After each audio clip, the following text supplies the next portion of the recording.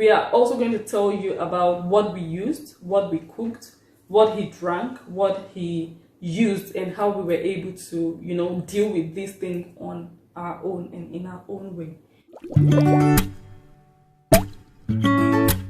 Start to find ways to treat this thing in our own way. So that is also why this video is important. I pray that as you watch this video, you never experience anything like this. But if you know anyone who is going through something, or you want to inform somebody, go ahead and share this video with them. We had to start treatment. So how was that process for you? Of course, you were angry. Can you tell me how you were feeling? Because I saw in you that you were angry that these people were not treating you. They were telling you that they would only treat you if you were hyperventilating or having difficulty breathing. Well, I will tell you why I'm angry. I'm not angry because I didn't get coronavirus treatment. I was still having doubt that I'm not having the coronavirus. I'm having malaria. So I wished if they have treated the malaria, let's assume since they have the treatment for malaria, if they have treated the malaria and I'm still sick, that shows it's not malaria, it's COVID-19. But they refused to treat the malaria, and also told me that there's no medicine for COVID-19 because they have already diagnosed me as a COVID-19 patient. So I was expecting, if they say, okay, why not treat the malaria? Because they said they don't see malaria, so there is no need for them to treat you for something they are not seeing. Well, I don't know. I'm not trying to dispute there's no COVID-19 or maybe I don't have it or I have it at this moment. Now, what I'm disputing, they told me what they found out. This is COVID-19. I was expecting the way the news about COVID-19, that people wear masks. You see people even when they're in the car alone, it's either they're wearing this shade or plastic shade on their own because of people are so scared, panic about the whole thing, thinking that if they just talk to you or talk to people, they will get COVID or people will get from them or whatever. But as long as I can remember, since I came back to this house, we've been in contact with each other, both with my child and you. So why is it that my own COVID-19 is not, how do I say it, contagious?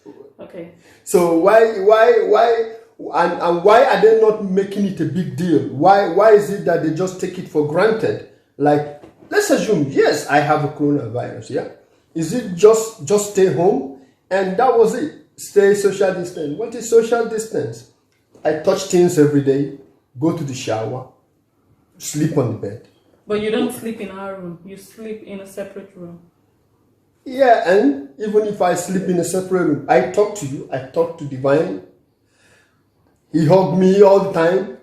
I don't know, you might still believe it, but to me, if you ask me, I will still say I had malaria.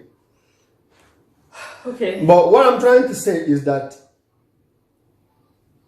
definitely there is COVID-19 because people have been dying of it, sure.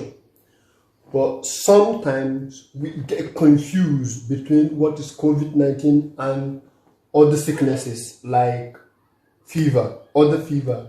Like in Nigeria, I know we have several types of fever, like the malaria fever, like typhoid fever, and so on and so on. We used to have it even before the COVID-19. And the symptoms seems to be similar, of course, right? But now, it's unfortunate that even if you have those kind of malaria fever or typhoid or whatever, now it's always termed to be COVID-19. So we can't differentiate. Are you sure that's the case? Do they do that? Most of the time. You mean here or in Africa? Both here and in Africa, because I experienced it here as well.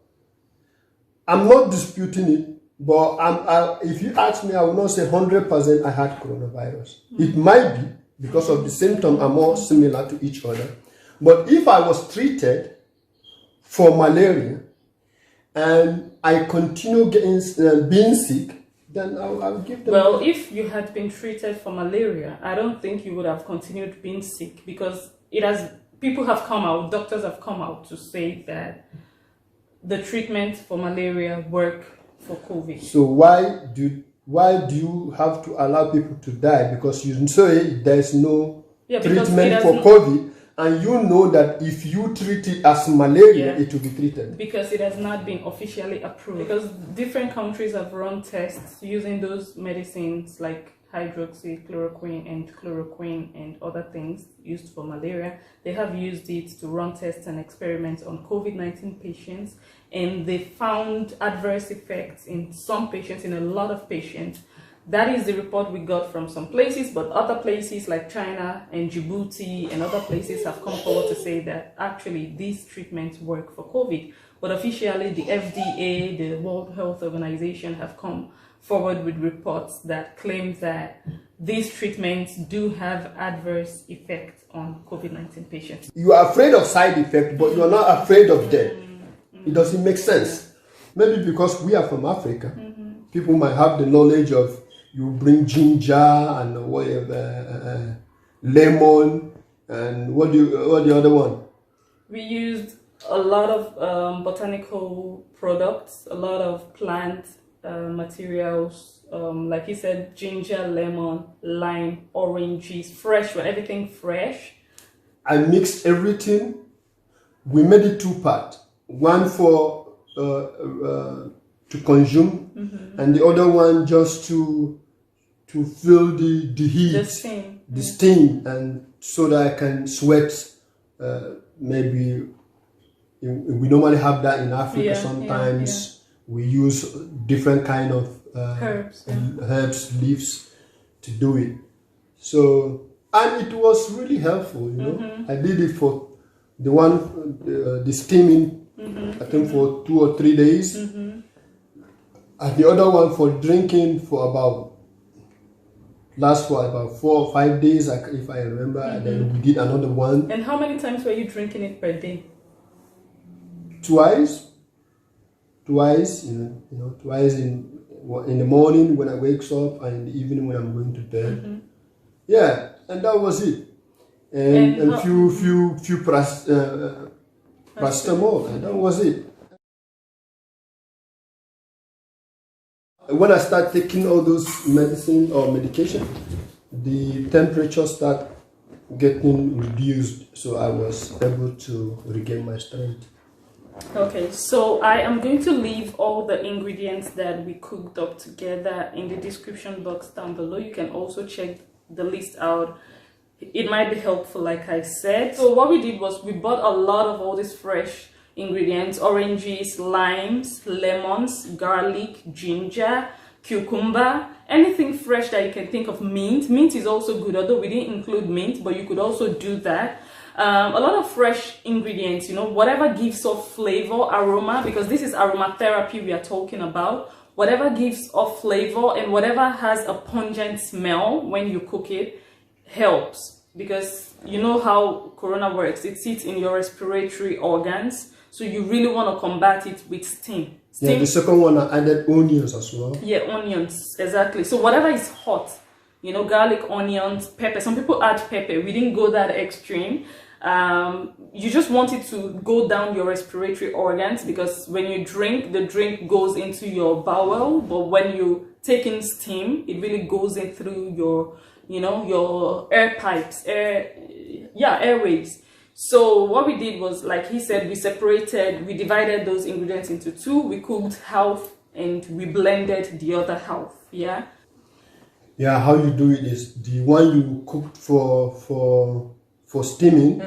You don't need to cut off the back. Yes. You just cut everything and cook it. But the other one, you have to peel everything. Yes. And blend it. Yeah, so that is very important. So the part you're going to use to steam your body, you don't peel off the back. You just cut everything, but don't peel off the skin, because the skin also contains healing ingredients, you know. So don't throw away anything. Nothing is a waste, you know. The back, only maybe the onions, because of course the back is just roots, it's just dirt, so you can peel that off. But the oranges, the limes, the lemons, do not waste anything. You cook everything and you're going to cook it. So when it gets hot, what some people do is they cover up themselves while it's cooking on the fire. But that was too hot for my husband. So once the thing was done, but it was still very hot, he transferred it into a bowl, and then he sat on the table and he covered himself with a very thick blanket.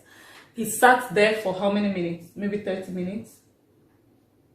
Yeah, 30 or more. Or more, minimum 30 minutes, and he sat there taking in all the steam. It depends on how you can take the pressure. Yeah. When it's too hot for you, you can maybe Take a break. take a break and you put back, because sometimes it's too hot.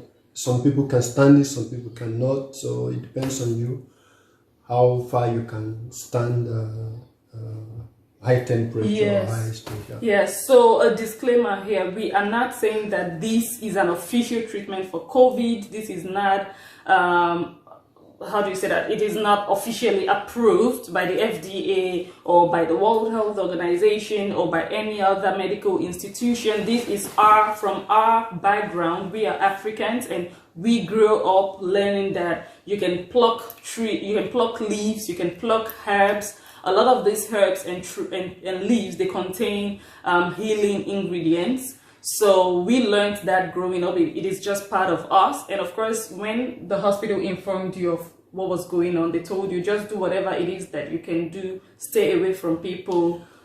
Yeah, and actually, even before the COVID, even when you're not sick, it's a good thing to do once in a while, just to refresh your immune system. Those kind of things, even when you're not sick, you can also implement it in once in a while, just to clean up your body and all those things. So it's not actually medicine for COVID-19, but it's just to boost up your immune system. Yeah, so it really detoxes your body, it cleanses your body from inside out. So like I was saying, that is what he did for a couple of days, like the steaming part of it. He really sat down for a minimum of 30 minutes with a thick blanket over his head, taking in all of the steam. So while he's sitting down under the blanket, he made sure his mouth was open, right? You were breathing in all of the steam, not only through your nose, but also inhaling through your mouth, right?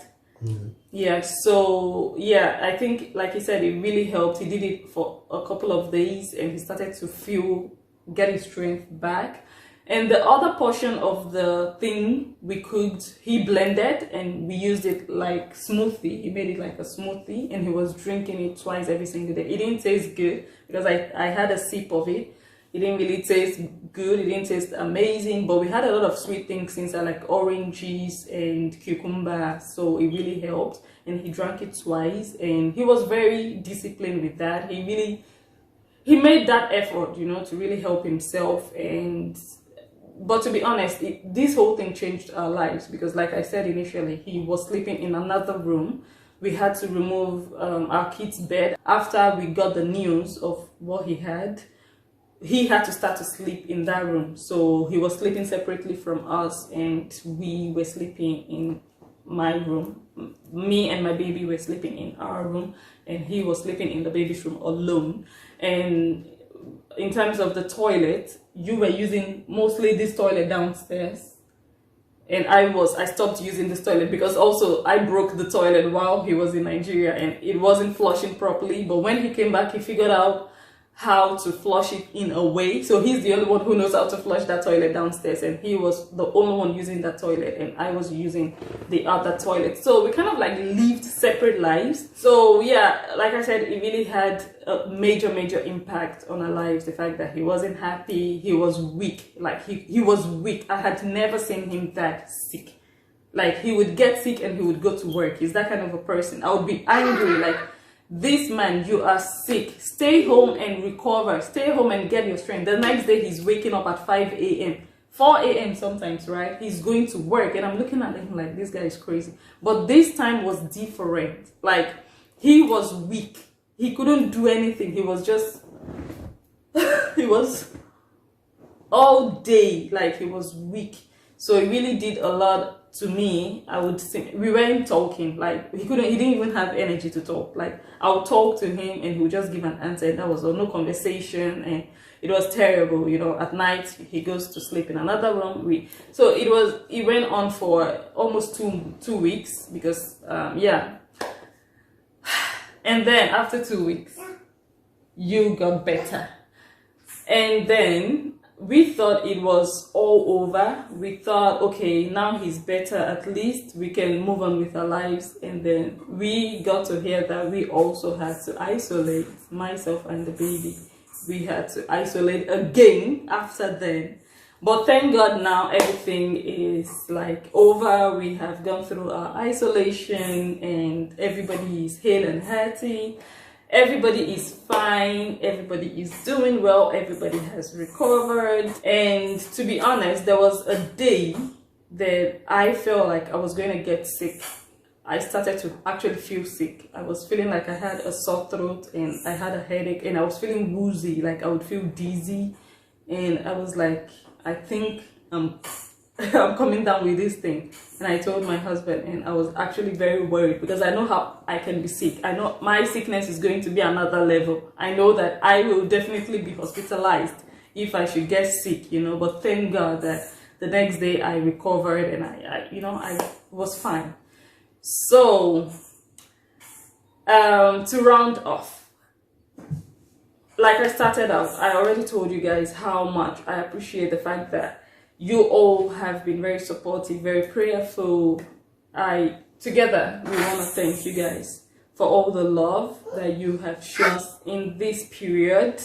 As we go forward, we really do hope that we stay healthy. I really do hope that you guys stay healthy. COVID is real, so be safe out there, protect yourself, keep that distance, you know, stay away from people because someone can look so healthy but they are carrying the virus. So stay away from people as much as you can. If it is not necessary, do not go there. If you have to go there, protect yourself, wear masks, wear gloves. Particularly, I am grateful to God that everything is now behind our back. We have learned from it, and we also want to inspire someone out there to learn something from our story, that if you're going through it right now, you can overcome it. You definitely can. Just pray and try to, you know, treat yourself in whichever way that you can and stay away from people in order not to infect other people. So I don't know if you have any other thing you want to add before we round up. No. Did you enjoy the interview? Do you think I'm a good interviewer? You were not interviewing me. You were also saying your part of your story. There's a difference between interviewing and saying your story. My dear. All right, you guys. Thank you so much.